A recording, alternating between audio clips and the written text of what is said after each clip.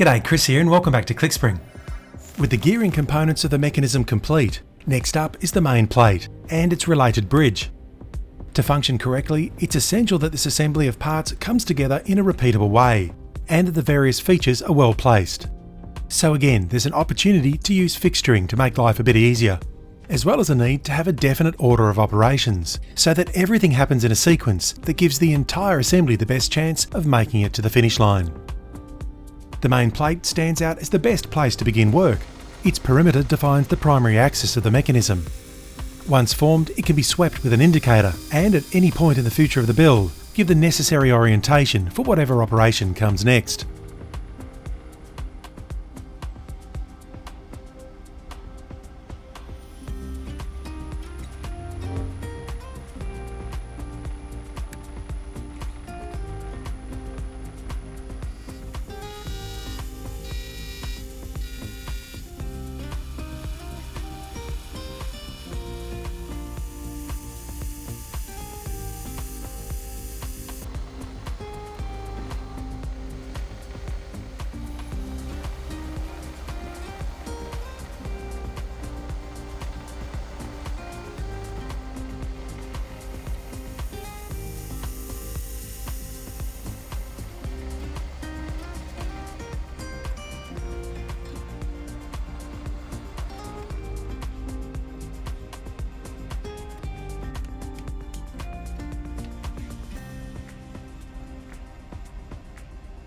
With its outside diameter now formed, the main plate can serve as the base upon which the rest of the support structure can be built.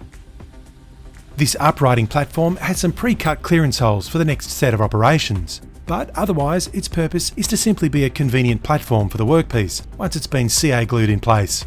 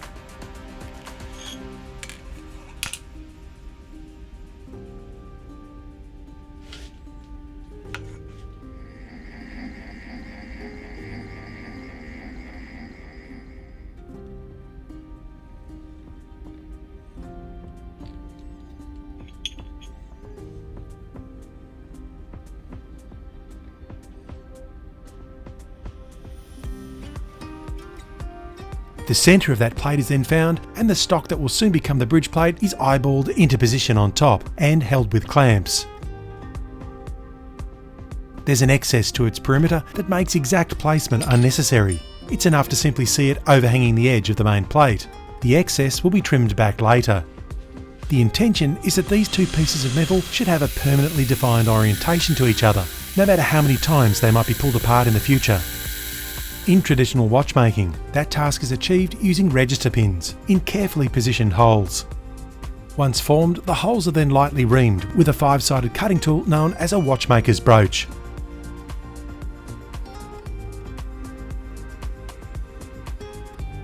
The taper is formed by gently twisting the cutting tool by hand, taking care to keep it reasonably upright.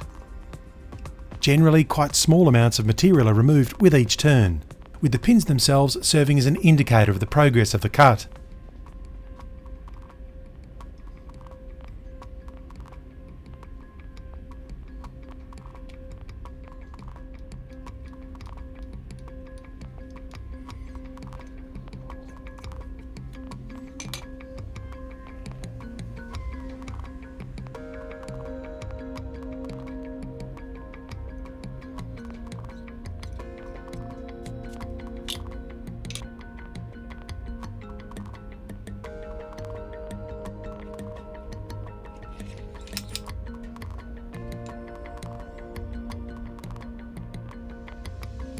Once the initial taper is formed, simply driving the pin into the top plate will often not give a close enough fit for reliable location, so further hand fitting is required.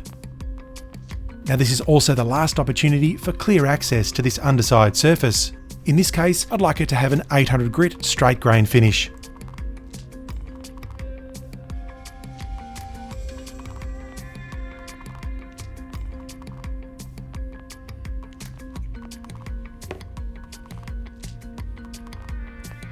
By slightly increasing the pin depth in the upper plate, driving the pin in and then gently easing it into the lower piece, the tightness of the location fit can be precisely controlled.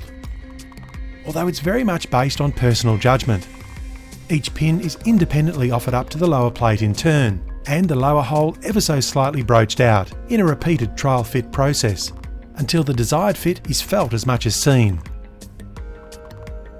This fit will wear in slightly over the course of many disassemblies as the build continues. So in this case, I'd like to feel a slight reluctance for the pin to let go as I try to remove the plate.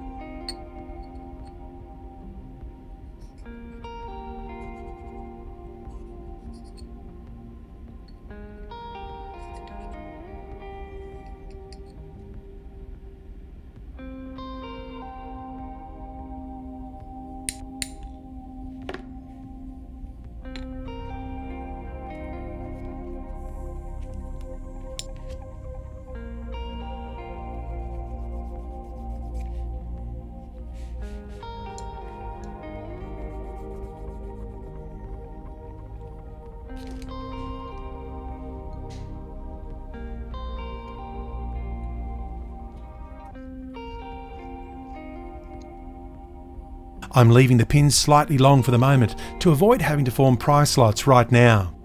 The pin length can be pulled back as required at any time in the future. With the fitting complete, the pin tops can be peened and then disappeared into the surrounding material.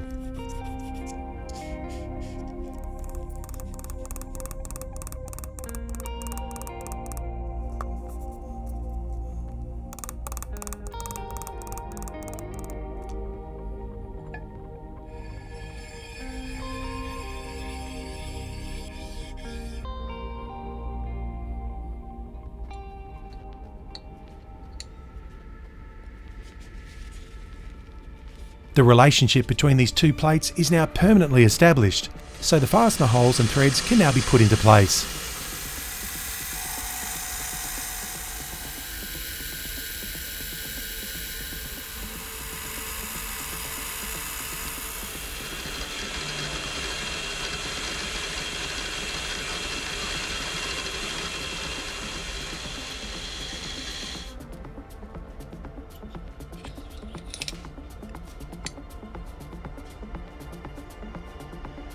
As is now my routine with finer taps, I like to play it safe with a simple tap guide that also gives fingertip control of the torque. Even tapping something as user-friendly as brass, it's easy to overdo things and break a small tap. With fingertips, I can immediately feel when I'm about to push things too hard and back off on the chip.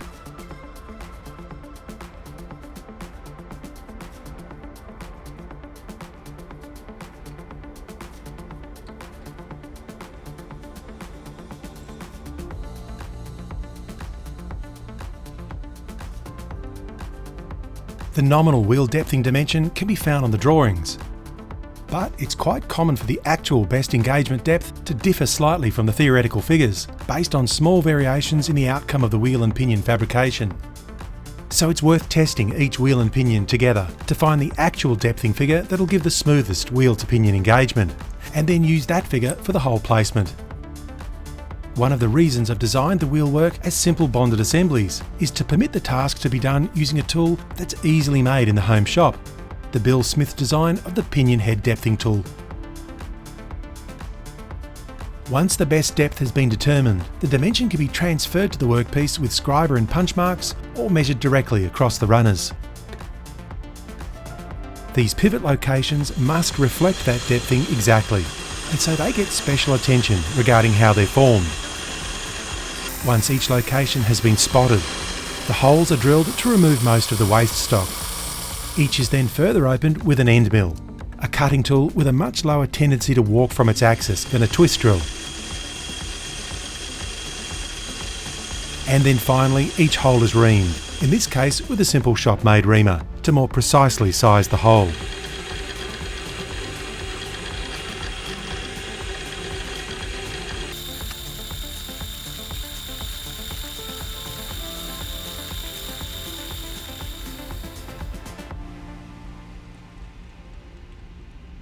Now that those critical holes have been formed, the bridge perimeter can be reduced to the diameter of its two curved sections, with this consumable centre superglue arbor serving to locate the work.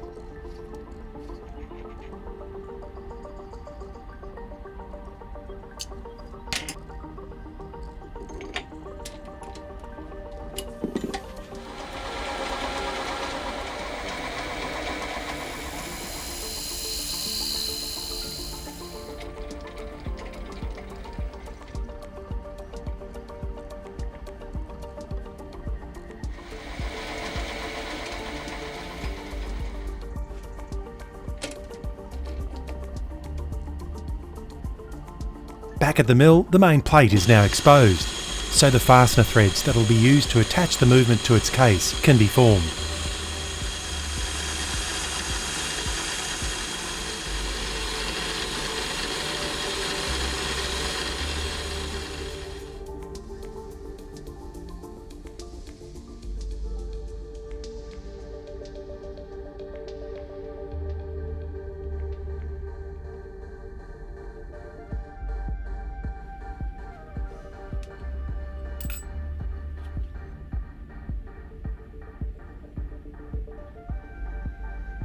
Next up is the upper support section of the bridge, a separate component that starts out as a piece of rough cut raw stock.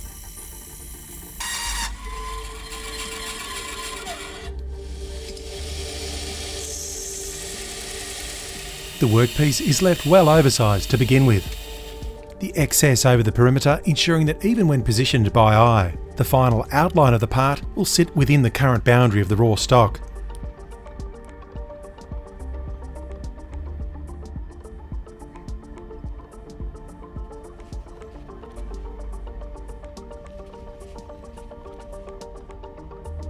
The rest of the work is carried out on this fixture that I've made to hold the assembly in various orientations.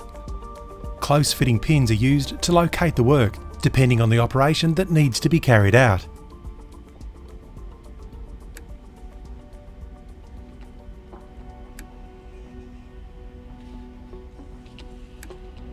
Much like the bridge and main plate, the first priority is to define the relationship between these two pieces of metal. So the fixture is used to orient and expose the upper surface for the fitting of suitable register pins.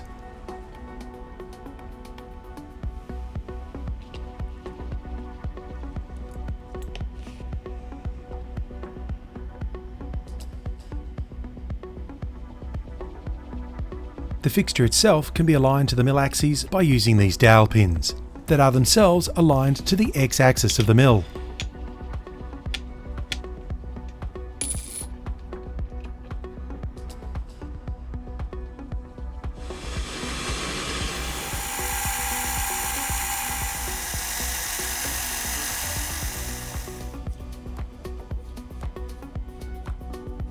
Again, the register pins are carefully let into the components to ensure a firm location fit.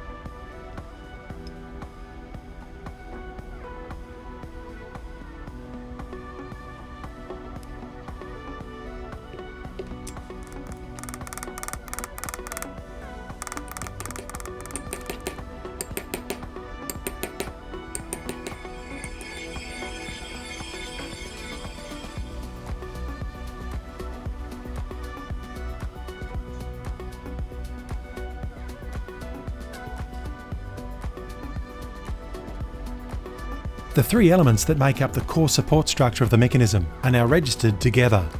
In due course, a straight edge will be milled here, and also here with a rounded curve as per the design. But first, the newly registered upper section needs a fastener, and again the fixture provides the work holding solution. In this case, I'm going for a hidden fastener to preserve the upper surface of the component for later ornamentation. So with some CA glue temporarily holding the parts together, the assembly is inverted and then located on the fixture to provide the required access to the part.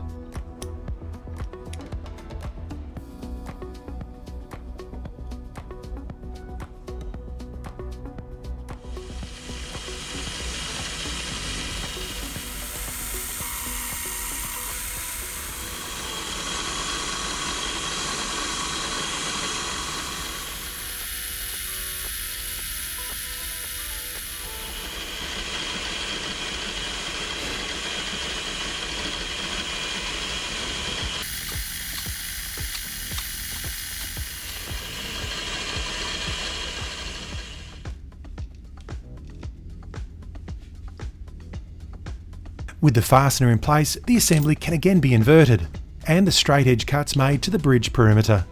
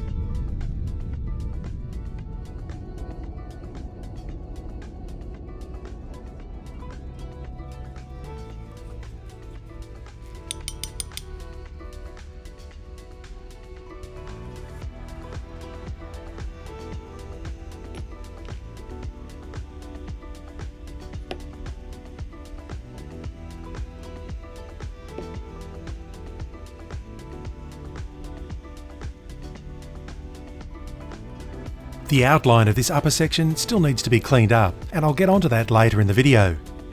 But first, each of the recesses and the large opening in the bridge need to be formed. This is one of those tasks for which the watchmaker's faceplate, fitted to a small lathe, is uniquely suited. Not just to hold the workpiece, but also to rapidly centre it on the axis of the lathe.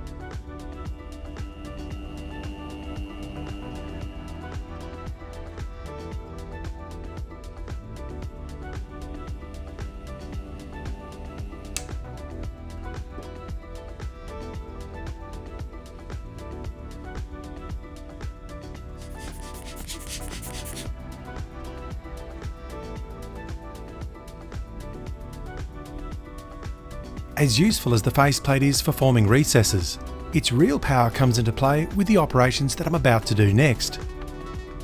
All of the work put into carefully registering the parts permits them to be reliably brought together on the faceplate, and so enables the straightforward and accurate formation of the matching holes and recesses.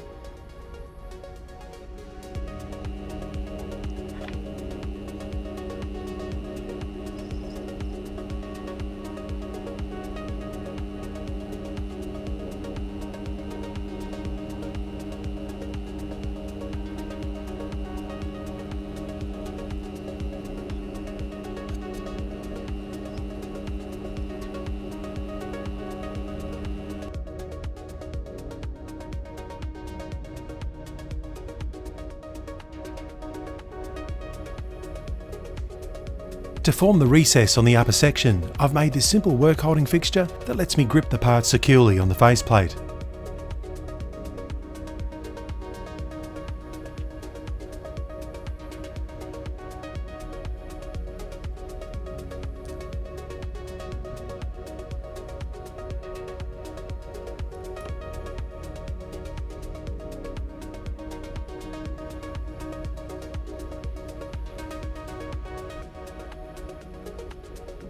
Again, the hole is centred on the lathe axis and then the feature is cut.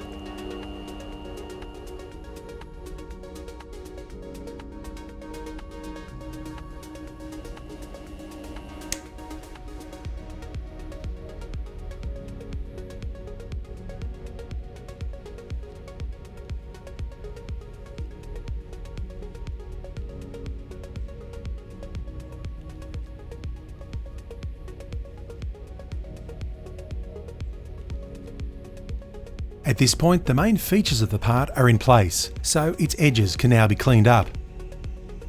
A slight variation on the previous idea turned out to be the best way to hold it in a small vise, giving full access to the areas that I need to get to with a file, and also allowing it to be extended from the vise at times when needed.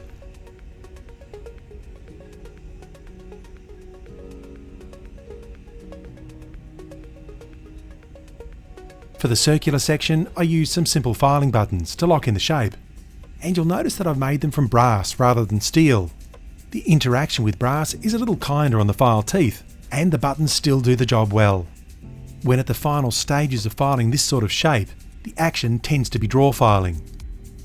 With the addition of a shim of paper, when the file touches the button on a draw stroke, it simply rotates, while still interrupting any further cutting of the workpiece.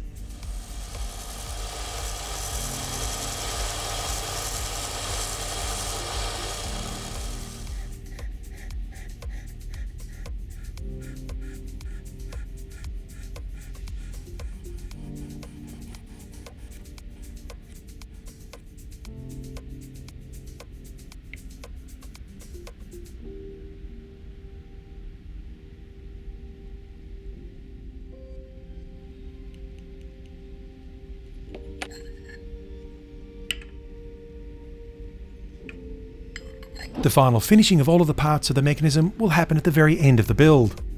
For now though, I'd like to leave them all with a light grained finish, in preparation for that later work. So for this curved shape, I've printed up a simple tool to hold the abrasive paper.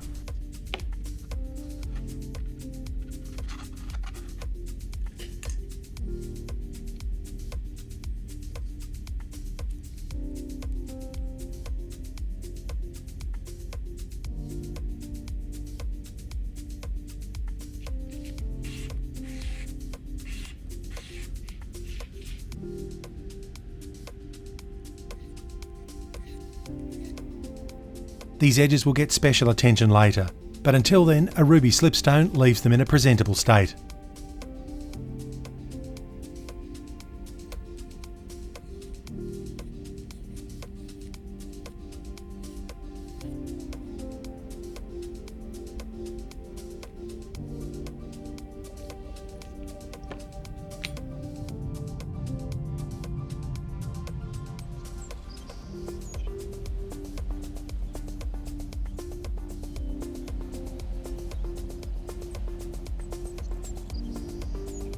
Now it's quite common for this sort of mechanism to have the wheelwork running directly in the brass support structure, and I've presented the process so far as if this was to be the case, to enable me to go through this next series of steps. This is again typical watch and clockmaker hand fitting, where the pivot holes are gently opened up with the 5-sided broach that I used previously, and then when very close to the final desired fit, finished with a smoothing broach.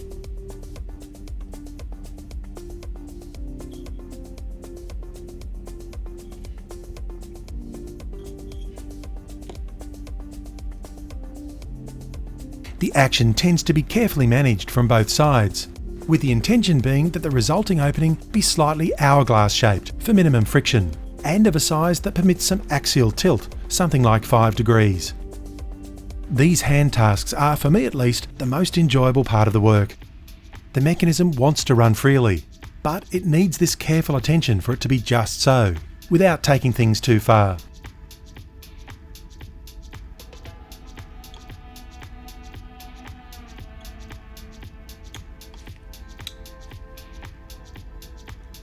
The axial freedom of the wheelwork, or end shake as it's known, is also critical. In plate-run pivots like this, the clearance is a direct function of the dimensions of the arbors and the containing structure. In a jewelled movement, further control of the end shake is possible by adjusting the jewel depth.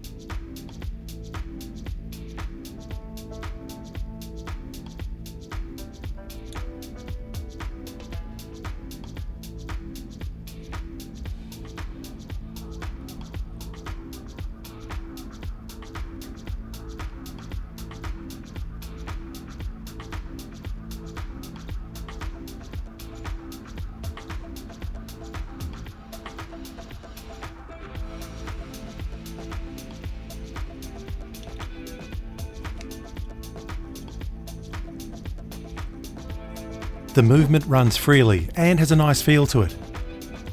The core structure and features are in place, and the surfaces are all in a tidy state in preparation for final finishing. So the build can certainly proceed from this point with everything as is, and there's no requirement at all to jewel the movement. But jewelling does add to the character of the mechanism, so let's have a look at that now.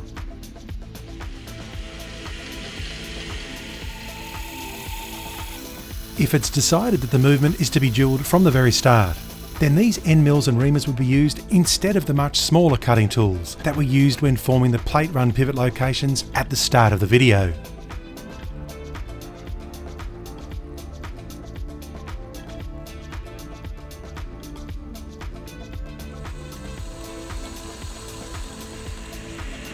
And again, the sequence of drill, mill and then ream is an effective way to increase the chances that a well-sized hole will end up where it needs to be.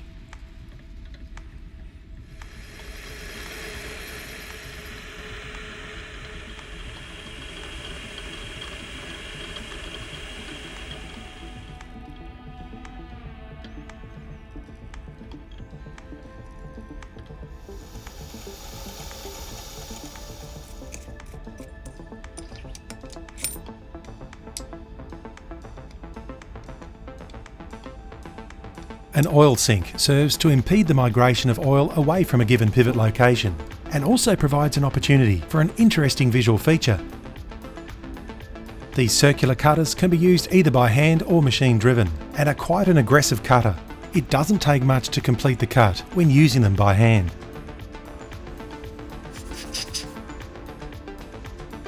And after all of this preparation work, pressing in the jewels is by far the easiest part. I covered the process and the tool making in a separate video, so be sure to check that one out for more detail.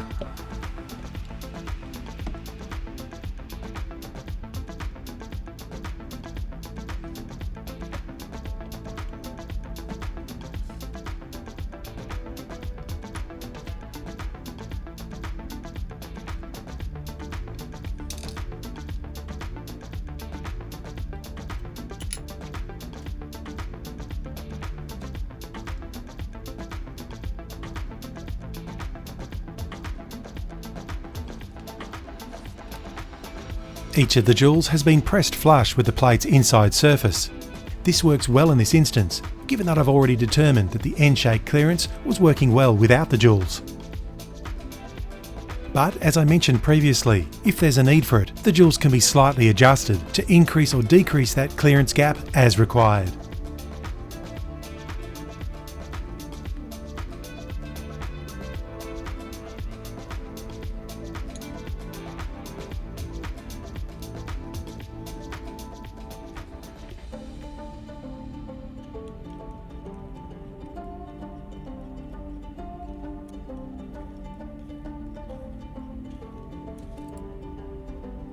The jewelled movement also has an excellent feel, and the introduction of the new material and colour adds a contrast that'll work well with the final finishing steps.